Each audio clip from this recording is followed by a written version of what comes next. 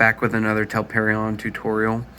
This time we're looking at Forgotten Ballad with some kind of house rules mixed in. So we'll talk about the rules, which are very simple, and then we'll talk about character creation after rules. It'll make more sense once we do that. So the rules are extremely basic, and a lot of the gameplay is going to circle around the guide, kind of helping to navigate the decisions of the players. Not a lot of rules in regards to what you can do and how you can do it. It comes down to the guide. And even the rolling aspect of it is very simple. So rolling only takes place when the action that you're attempting would bring you potentially into harm. And there's a little bit of variation, but for the majority, when you're rolling a die, and that die is going to succeed on a 5 or 6. So if you want to kind of mitigate that, or make your chances better, you're going to want to add die, because it's always going to be a 5 or a 6 to succeed. So you're going to get an additional die if you're using, for instance, like a piece of equipment that helps you in that. You're also going to get an additional die, bringing you to 3 if you have some kind of advantage. If you're jumping from a high place, or whatever it might be, the action that you're trying to take, you're going to get kind of an additional die for that. And you're also going to get an additional die if you're getting help from someone else, if somebody pushes you, or they boost you up, or whatever it is. And again, whatever number of dice, whatever you're trying to do, you're going to succeed on a 5 or a 6.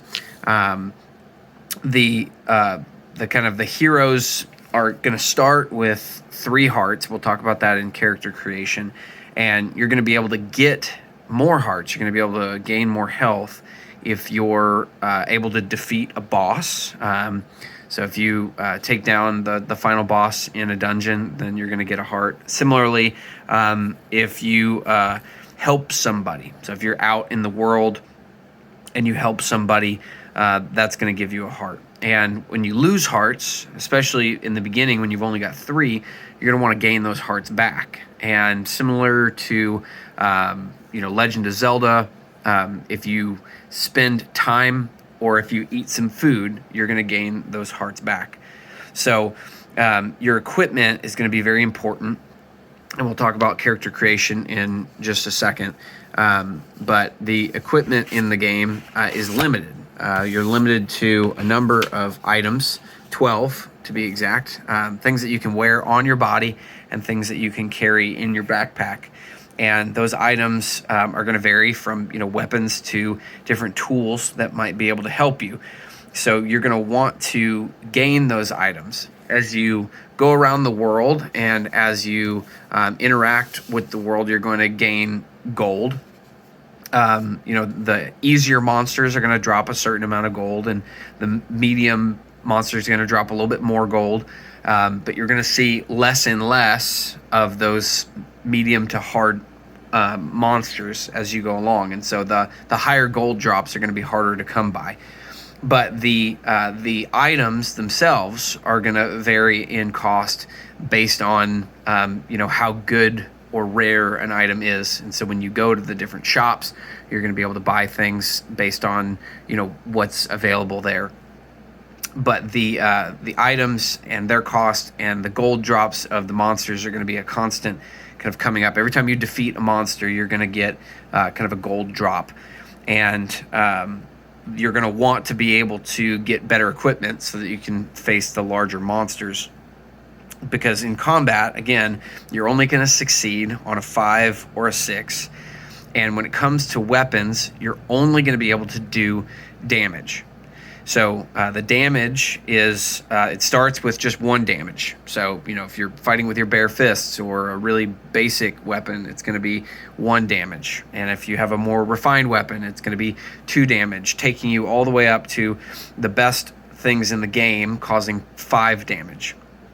And that damage is going to be subtracted by the armor. So similarly, when you find armor, when you buy armor, armor is going to subtract from the amount of damage that's done. And the lowest items in the game are going to subtract 1 from the amount of damage that's taken from you, and the better the armor, the more damage is going to be subtracted. So the best items in the game are going to give you per piece -2 for each piece that you're wearing, or +3, excuse me, for each piece that you're wearing.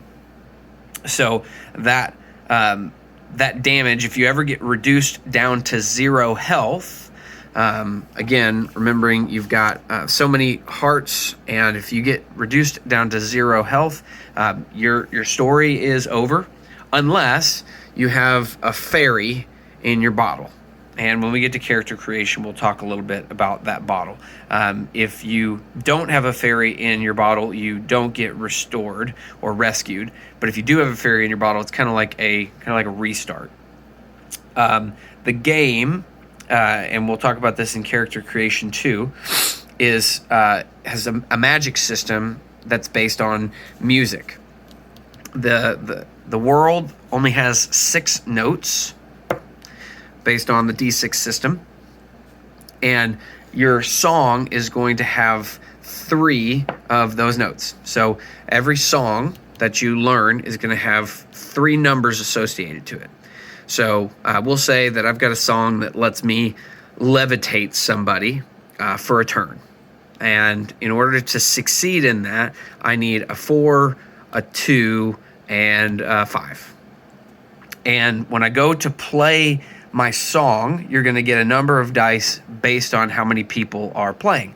So for instance, it's going to be 3 dice plus 1 for every person that's playing. So if you're playing with 2 players, you're going to get 5 dice. So that's 3 plus 2.